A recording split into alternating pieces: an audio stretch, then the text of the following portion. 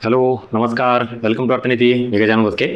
गट क मुख्य परीक्षा जस्ट आत्ता पेपर झाला. त्यामधले इकॉनॉमिक्सचे जे 10 क्वेश्चन असतात आपले त्याचे डिस्कशन अनालिसिस आपण घेऊया. सो मागच्या परत काही वर्षांचा विचार केला तर जे आत्ता आपण म्हणतोय बदलतोय, थोडा पॅटर्न चेंज होतोय. डेफिनेटली मागच्या प्रीमध्ये पण दिसून आला कंबाईनच्या जे झालेल्या, आणि आता गट क चा जरी पेपर असला तरी आता इकॉनॉमिक्सचे मोजून 10 प्रश्न आहेत, खूप जास्त नाहीत. पण त्या 10 प्रश्नांमध्ये पण ज्या वेळेला आपण 2-3 प्रश्न जे कन्सेप्च्युअल अॅनालिटिकल म्हणतो आपण, त्यात खरी आयोगाची डेप्थ आणि डिफिकल्टी लेवल कळते, जी की नक्कीच यामध्ये अजून थोडी आपल्याला बदललेली दिसते. दरवर्षी आयोग जो बदल करतोय तो इकॉनॉमिक्समध्ये एक प्रायमरी ऑब्झर्वेशन माझा असा आहे, त्याच्यामध्ये आपण कन्सेप्च्युअल क्लॅरिटीचा बेस स्ट्रॉंग ठेवणं गरजेचं आहे, अंडरस्टँडिंग लेवल वाढवणं गरजेचं आहे, आणि थॉट प्रोसेस म्हणजे एखाद्या गोष्टीवर आपण विचार करून उत्तर देणं अपेक्षित आहे. ॲज इट इज जसं आहे तसंच तिथे येतं असं अजिबात नाही आहे. आणि आपण सतत मागच्या खूप लेक्चरमध्ये बॅचमध्ये यावर जास्त भर देण्याचं कारण तुम्हाला आता आयोगाचा पेपर डिस्कस केल्यावरही कळत. बरं, हा एक पेपर नाही आहे, मागच्या परत आपण जास्त लांब नाही आहे, 2 वर्षांचा जरी आढावा घेतला आपण, मग ते प्री असेल किंवा मेन्स, मी कंबाईनबद्दल बोलतोय, त्यामध्ये सरळ सरळ हा चेंज दिसून येतोय. सो बी रेडी फॉर दिस. दुसरा महत्त्वाचा आहे, एक पॅटर्न मला जाणवला. जनरली ग्रुप सीचे विद्यार्थी, मग ती पूर्व परीक्षा असेल किंवा मुख्य असेल, असं वाटतं की आपण ग्रुप सीची तयारी करतोय म्हणून इकॉनॉमिक्सबाबत थोडंफार जरी केलं तरी मार्क येतील. तर हा गैरसमज अजिबात तसा जो आहे तुमचा तो काढून टाका, तसा अजिबात ठेवू नका. त्याचं कारण आहे, ग्रुप बीची लेवल तर डेफिनेटली असणारच आहे, पण ग्रुप सीची सुद्धा इकॉनॉमिक्समध्ये तुम्हाला अशी साधी सिंपल असणारे असं अजिबात दिसत नाही आहे. एकंदरीत ज्या परीक्षेची तयारी करतोय त्याच्यात आपण विद्यार्थी म्हणून जे एक्सपेक्टेशन ठेवलेले आहेत त्या कदाचित तुम्हाला इथं दिसणार नाहीत, आणि म्हणून एक लेवल आपल्याला अशी वाढवावी लागेल, जिथं ग्रुप बीची तयारी करा नाही तर ग्रुप सीची करा, तुम्हाला तिथं ते क्वेश्चन टॅकल झालेच पाहिजे. कारण हा जगा प्रकार जो असतो, आपण ज्या वेळेला जुगार करतो ना की हे लागेल नाही तर नाही लागेल, तसं होता कामा नये. म्हणजे ह्या परीक्षेला मला असं वाटलं की साधा पेपर येईल, सिंपल येईल, म्हणून मग मी असा अभ्यास केला आणि मग गेले 1 वर्ष वाया. मग हे प्रयोग जे आहेत ना ते न करता माझं म्हणणं क्लिअर कट आयोगाने इंडिकेशन दिलेले आहेत. मागच्या काही वर्षाच्या प्रश्नपत्रिकेमधून कळायला लागले, इकॉनॉमिक्समध्ये अंडरस्टँडिंग अजून वाढवावी लागेल. काही कीवर्ड्सवर आयोग खेळवायला लागलाय. म्हणजे एखाद्या वेळेस एखादा टॉपिक आणि त्याची कन्सेप्ट ही क्लिअर असते, पण काही अशा कन्सेप्ट आहेत ज्या त्या टॉपिकला डायरेक्टली रिलेट करत नाहीत पण इनडायरेक्टली गरजेचे असतात. मग तशाही गोष्टीवर आपल्याला फोकस करावा लागेल. सो एकंदरीत हा झाला माझा जनरल एक आढावा किंवा फर्स्ट ऑब्झर्वेशन ज्याला आपण म्हणतो तो पेपरबद्दल. पुढच्या परीक्षेसाठी तुम्हाला डायरेक्शन यातून मिळेल. आता एक स्टार्ट करूयात, एक पेपर क्वेश्चन.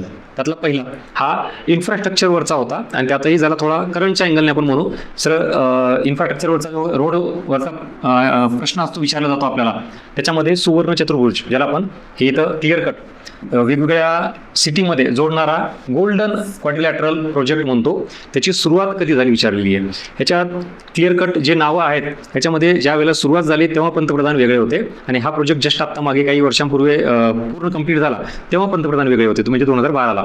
सो इथं ऑप्शननुसार जर आपण गेलं तर क्लिअर कट हा आपल्याला दुसरा पर्याय दिसतो, कारण यांनी प्रकल्प सुरू केला. आता ऑब्व्हियसली बरेच प्रोजेक्ट हे 2 वर्ष, 5 वर्ष, 8-8, 10-10, काही 12-12 वर्ष लागत आहेत. मग त्याच्यानुसार तो एंड झाला त्यावेळेला ऑब्व्हियसली पंतप्रधान किंवा काय पक्ष वेगवेगळे असू शकतात, त्यामुळे इथं सुरुवात विचारली आहे, तो की पॉईंट विचारात घेतला तर याचं उत्तर आहे 2. चला, इन्फ्रावरचा हा साधा प्रश्न होता. नेक्स्ट इथं मात्र बघा, आता परत जे व्यापार चक्र ज्याला आपण म्हणतो, ट्रेड सायकल, त्याच्यावर प्रश्न एरिया रिपीट व्हायला लागलाय. संपूर्ण आर्थिक क्रियाकलानाच्या म्हणजे आपण इकॉनॉमिक ऍक्टिव्हिटी म्हणतो, ह्याच्या वाढ आणि घट होण्याच्या नियमित प्रक्रियेला काय म्हणलं जातं.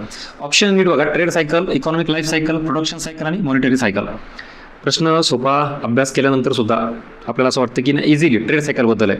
काही ऑप्शन तुम्ही इलिमिनेट करा, समजा आता हा पर्याय अजिबात इथं लागू होत नाही किंवा काही नाही, पण प्रोडक्शन सायकल आणि मॉनिटरी सायकल ह्याच्यात पण ज्याचा अभ्यास इथं होईल नाही असं काही नाही. प्रोडक्शन सायकल आता हा एका वस्तूपुरता मर्यादित राहिलेला आहे, म्हणजे एखाद्या वस्तूचं प्रोडक्शन स्टार्ट होईपर्यंत, त्या वस्तूची तयारी पूर्ण होईपर्यंत त्याला आपण प्रोडक्शन सायकल म्हणू शकतो, त्यामुळे हा पर्याय ह्याला लागू होत नाही. पण मॉनिटरी सायकल म्हणजेच आपण RBI बद्दल किंवा मॉनिटरी अर्थव्यवस्थेमध्ये चलन पुरवठा याच्या बाबतच्या काही पॉलिसी बाबतची ही सायकल म्हणतो, जी इथं याला ही लागू होत नाही. पण आयोगाने ऑप्शन बघा कसे तयार केलेत. आता ट्रेड सायकल हे इथं का बरं, कारण शब्द बघा ओव्हरऑल इकॉनॉमिक, इथं संपूर्ण हा शब्द जेव्हा ओव्हरऑल इकॉनॉमीमध्ये ज्याला आपण ते जी मंदी म्हणतो ना, ते जे चक्र असतं ट्रेड सायकलचं, ते इथं वाढ आणि घट इंग्लिशमध्ये बघितला तर अजून सोपं जाईल, एक्सपान्शन आणि कॉन्ट्रॅक्शन. सो एक्सपान्शन म्हणजे तेजी, महागाईची परिस्थिती. कॉन्ट्रॅक्शन म्हणजेच मंदी, ज्याला आपण डिप्रेशन म्हणतो ती परिस्थिती. आणि याला आपण ट्रेड सायकल म्हणतो, तेजी मंदीचं चक्र. So this is your answer, व्यापार चक्र. म्हणजे खरंच मुख्य परीक्षेच्या लेवलचा हा पेपर होता. त्यात एक ग्रुप सी म्हणलं त्या तुलनेनं जास्त अजून कन्सेप्च्युअल पेपर म्हणता येईल आपल्याला. आता पेपर अवघड होता, डिफिकल्ट होता, यापेक्षा माझा रिमार्क असा असेल की पेपर कन्सेप्च्युअल होता. आणि मग ॲनालिटिकल स्किल, इंटरलिंकिंगची स्किल किंवा थॉट प्रोसेस, हे जे शब्द वारंवार म्हणतोय तुम्हाला, हे आता इथं लागू होतील. म्हणजे हे जे उत्तर आहेत ना, आता इथं इलिमिनेट करायला सोपं जातं, पण एक्झाम हॉलमध्ये जे प्रेशर आहे तुम्हाला, त्यात लेंदी असणं, मॅथ रिजनिंगचे प्रश्न अजून जास्त लेंदी, किंवा हे सगळा जो काही आवाका असतो त्या तिथं पेपरमध्ये सोपा नसतो. त्यामुळे विचार करा आपल्याला कुठल्या लेवलला आपली तयारी ठेवावी लागणार इकॉनॉमिक्ससाठी. नेक्स्ट. आता इथं तर अजून हा प्रश्न विचार करायला लावणार आहे तुम्हाला. त्यातही तुम्हाला जर काही गडबड असेल, पटकन वाटलं की नाही सर हे दारिद्र्य मला वाटलं तर उत्तर टिकलं, तसं नाही. तिथं तुम्ही ज्यावेळेला विचार करता ना, तेव्हा पटकन या उत्तरापर्यंत जाऊ शकणार नाहीत, कारण हे इथं टाकलेले जातात. कॉस्ट लाईन किंवा इन्कम किंवा कन्झम्पशन लाईन आणि पॉवर्टी लाईन. ज्यावेळेला ही रेषा उत्पन्न, इन्कम आणि ज्याला आपण उपभोग म्हणतो म्हणजे कन्झम्पशन, यामधील मर्यादा, लिमिट निश्चित करते. सो ज्या वेळेला आपण एखाद्या गोष्टीबाबत काहीतरी बेसिक लाईन तयार करतो, मग त्याला लिमिट म्हणतो. मग ती इन्कमची आणि एक्सपेंडिचरची. समजा फॉर एक्झाम्पल 100 रुपये ही लाईन आपण इथे डिसाईड केलेली आहे, लिमिट म्हणू आपण याला. सो ज्या व्यक्तीचं उत्पन्न 100 रुपये आहे तो त्याच्या मूलभूत गरजा पूर्ण करू शकेल, म्हणजेच कन्झम्पशन, हे तो उपभोग, मूलभूत गरजांचा निकष ठेवला.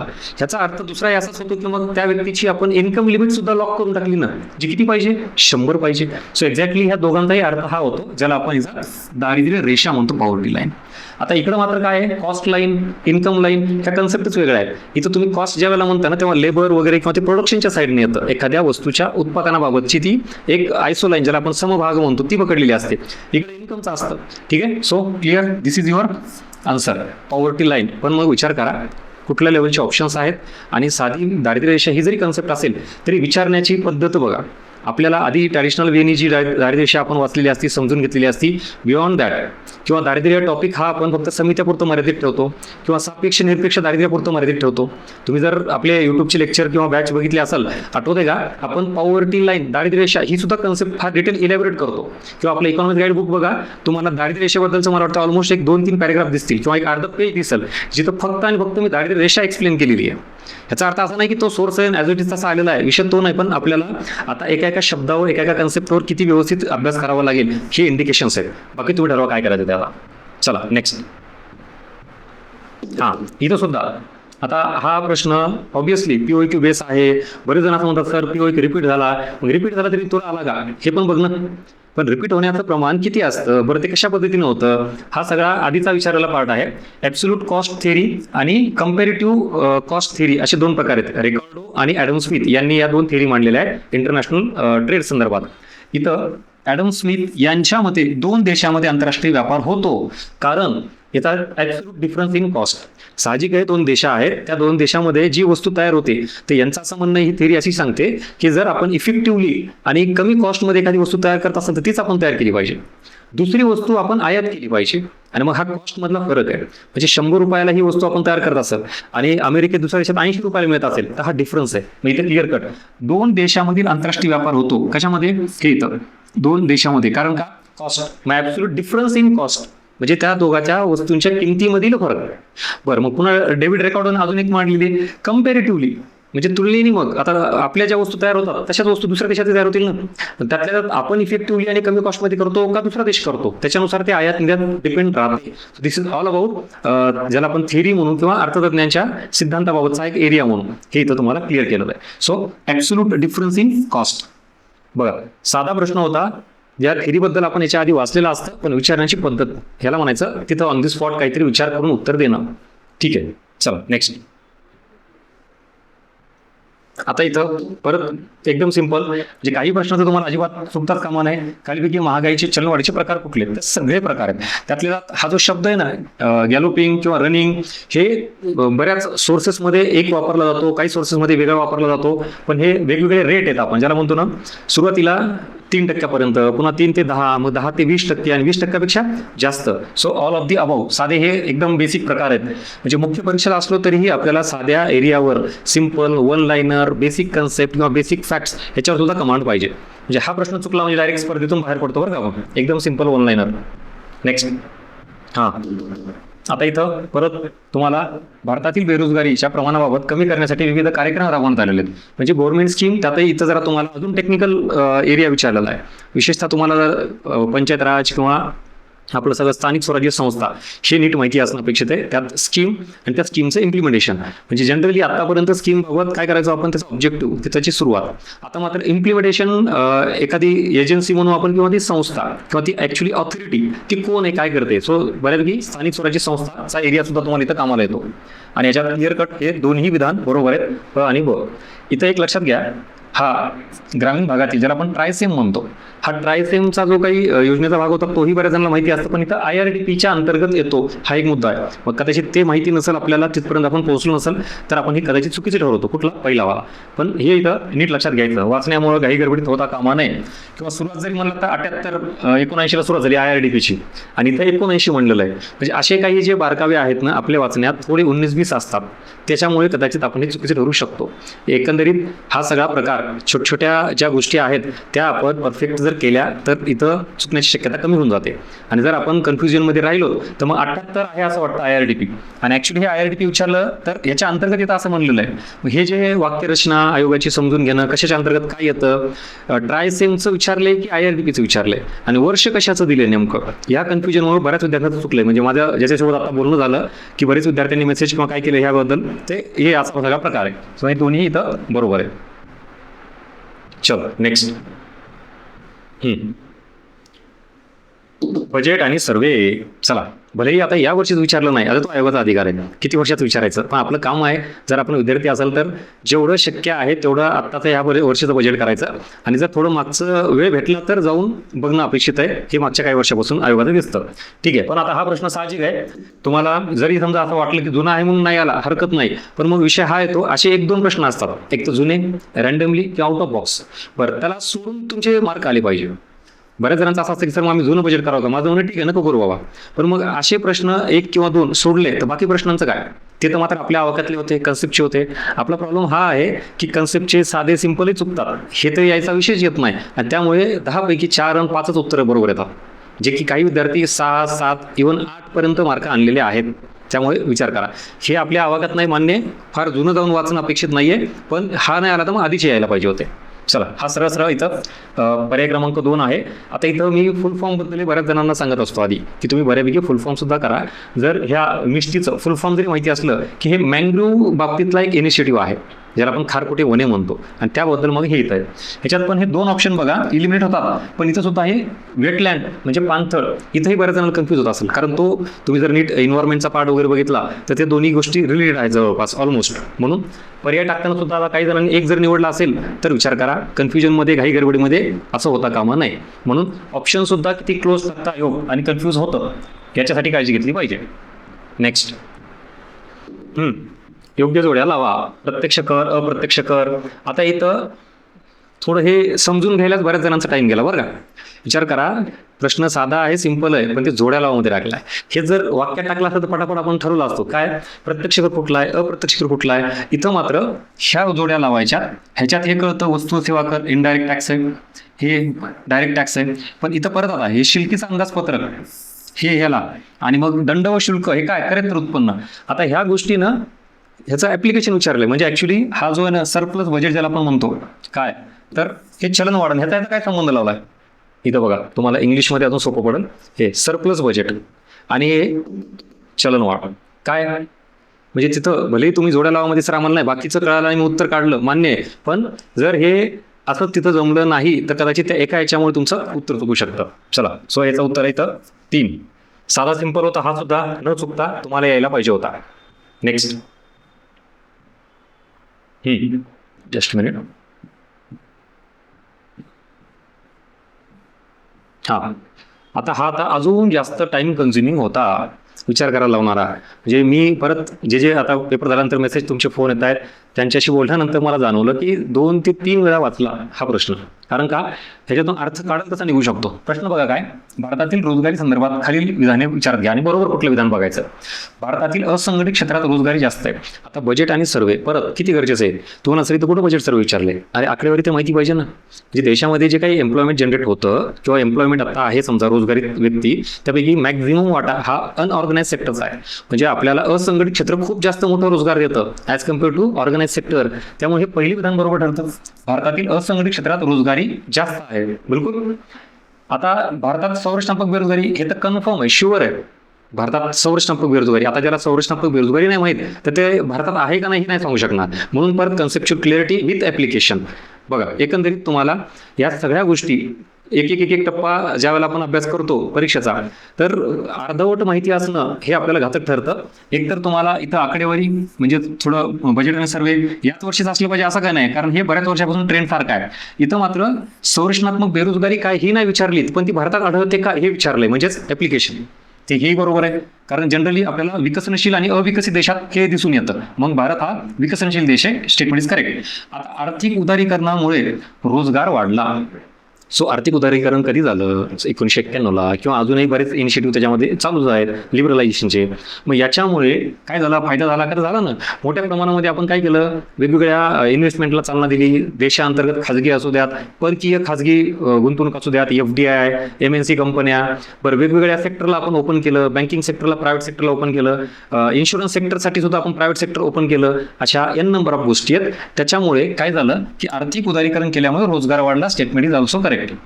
आता इथं भारतातील आर्थिक वृद्धी रोजगार वाढ दर्शवते. इथं 2 मिनिटासाठी मी भारतातील हा शब्द बाजूला ठेवला तर हे जे आहे ना, आर्थिक वृद्धी जर देशात होत असेल, मग ते कुठल्याही देशामध्ये, तर रोजगार वाढ दर्शवते का, तर यस. पण जर आता भारत हा शब्द त्याला क्लिअर कट जोडलाय, तर इथं मात्र आपण ज्याला जॉबलेस ग्रोथ म्हणतो ना, जॉबलेस ग्रोथ म्हणजे रोजगारहीन वृद्धी, तर मग ही कन्सेप्ट भारताला लागू होते. म्हणजे ग्रोथ तर होतीये पण रोजगार होत नाहीये. सो एकंदरीत हा जो प्रकार इथं सगळा ह्याच्यातून त्यात विशेषतः हे वाक्य तुम्हाला अर्थ काढून तसं निघतं. त्यात विशेषतः कुठला ड्युरेशन विचारलाय का, म्हणजे तुम्ही प्रश्नात बघा ना, भारतातील रोजगारी संदर्भात खालील विधाने बरोबर द्या.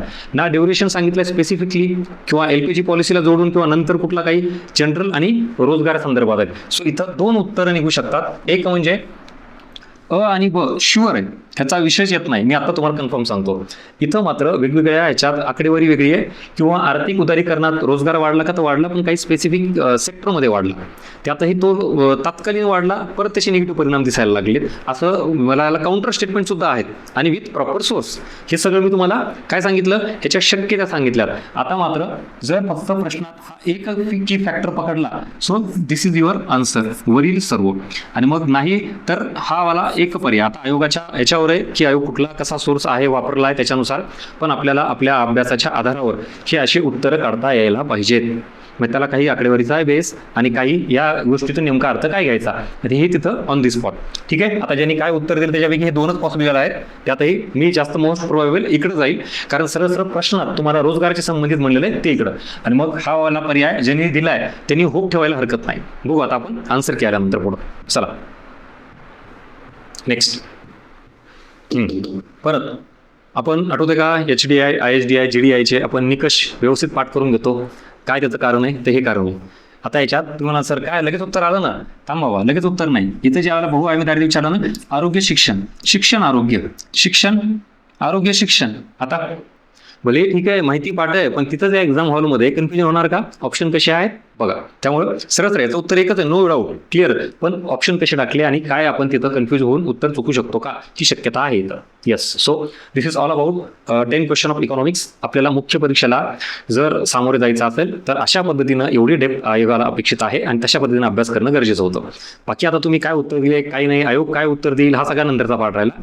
ॲज अ फॅकल्टी म्हणून मला तुम्हाला ह्या सगळ्या गोष्टी काय सांगायच्या असतात, जे विद्यार्थी इथून पुढे तयारी करणार आहेत, मग येणाऱ्या प्रीसाठी असेल किंवा मेन्ससाठी, त्यांना कळू द्यात की आयोगाचे उत्तरं किंवा प्रश्न आणि पर्याय हे नेमके कसे असतात ते.